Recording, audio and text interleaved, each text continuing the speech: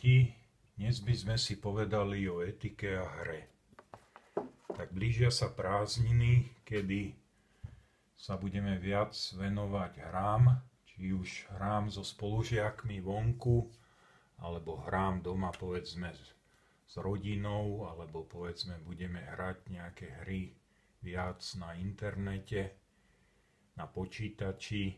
Čiže povedzme si o etike a hre. Každá hra, každé súťaženie alebo určitá zábava by mali dodržiavať alebo byť založené na určitých takých pravidlách. Tie pravidlá sa nazývajú ako pravidlá fair play.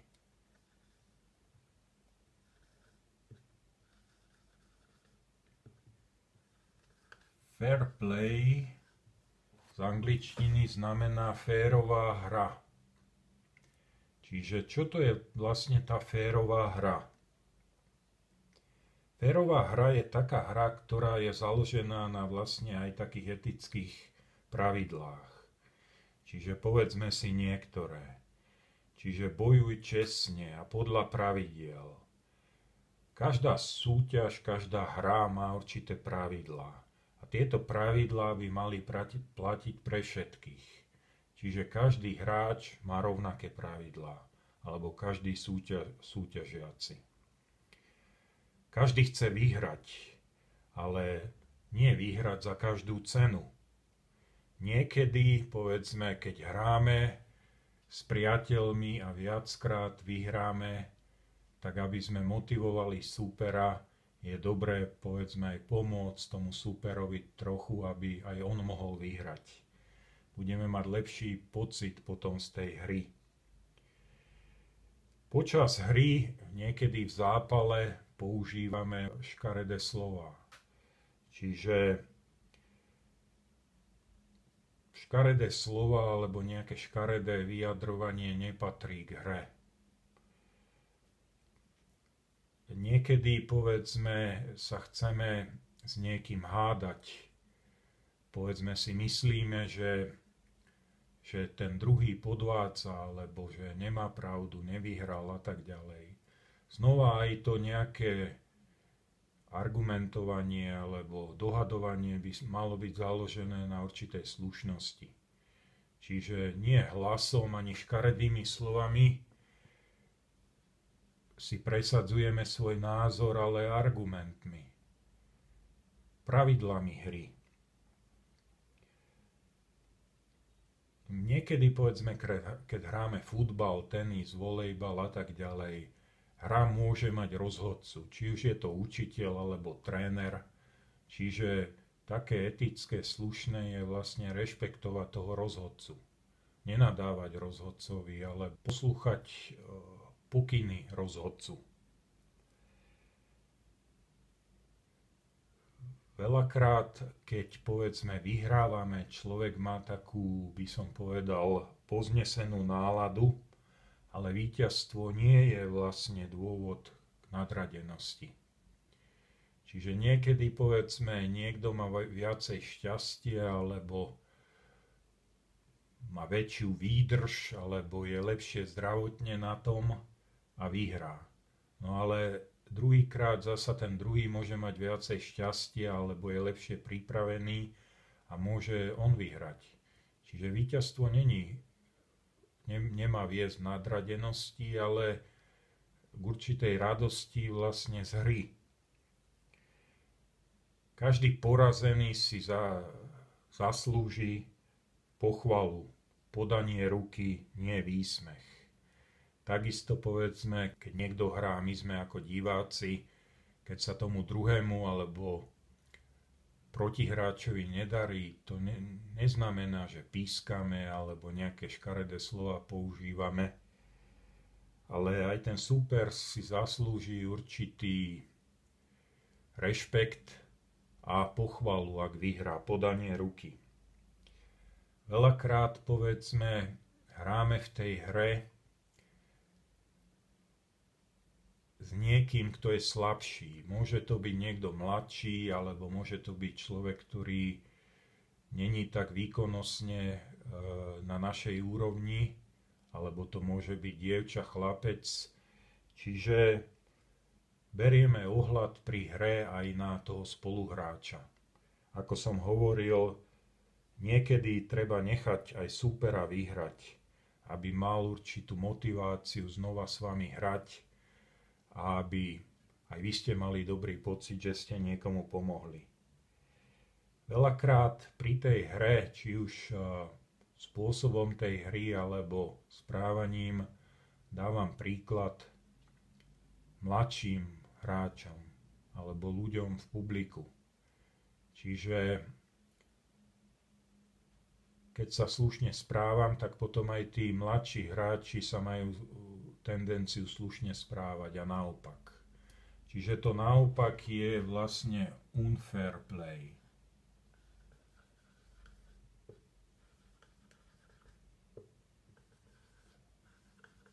Čiže čo je to unfair play?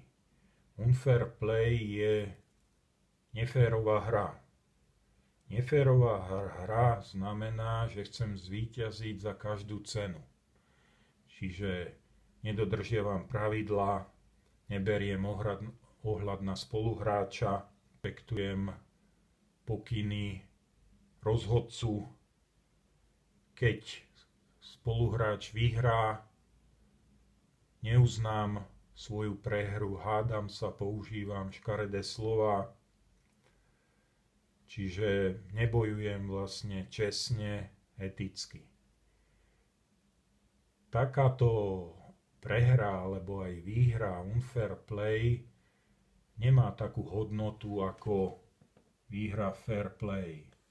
Čiže šport, súťaženie alebo nejaká zábava, ktorá je založená na fair play, vlastne akoby pozbudzuje toho hráča k takému, by som povedal, slušnému jednaniu a keď vyhrá, má dobrý pocit. Ale unfair play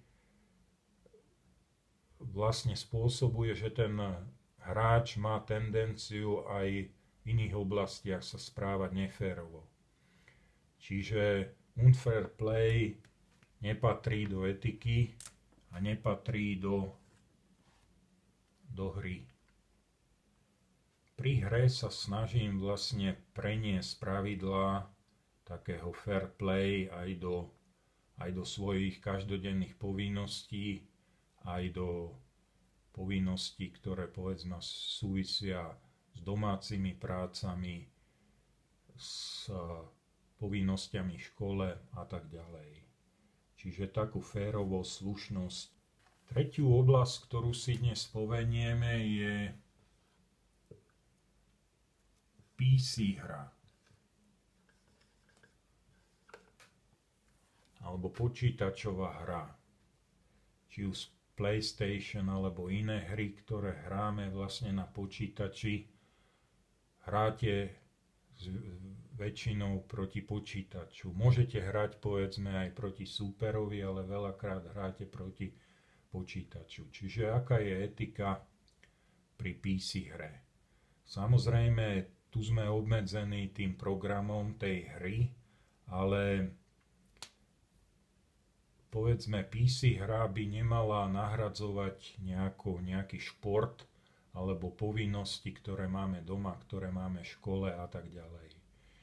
Čiže aj PC hra je dobrá, aj PC hra alebo počítačová hra nás môže naučiť určitému takému športovému úspechu, súťaženiu, môže nás naučiť nejaké také nové zručnosti, schopnosti. Ak povedzme mám možnosť zahrať si hru, tak si zahrám, ale povedzme hodinku a potom si idem zahrať futbal alebo tenis, alebo si zahrám nejakú hru s bratom, s rodinou a tak ďalej. Čiže nepreháňam to s tou PC hrou, aby som sa necítil potom nervózny, alebo ma neboleli oči, alebo aby som zanedbával povinnosti, ktoré mám. Čiže všetko s takou mierou v rámci tej aj PC hry.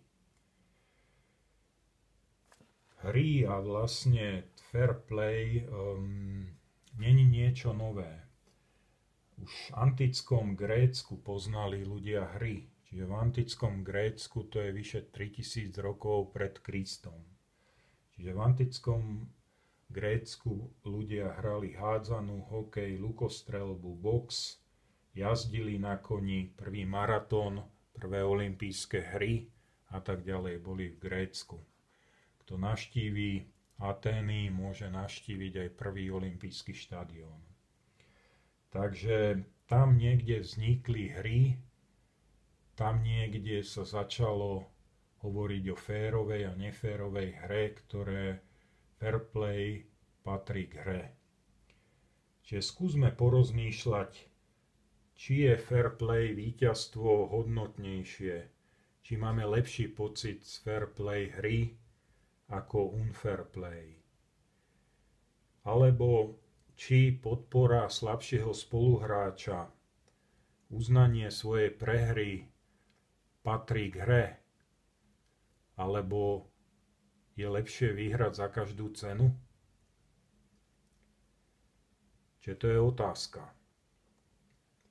Môžem dať vlastne férovým nejakým správaním pri hre príklad mladším spoluhráčom, slabším spoluhráčom, môžem niekoho prilákať k hre a tak ďalej.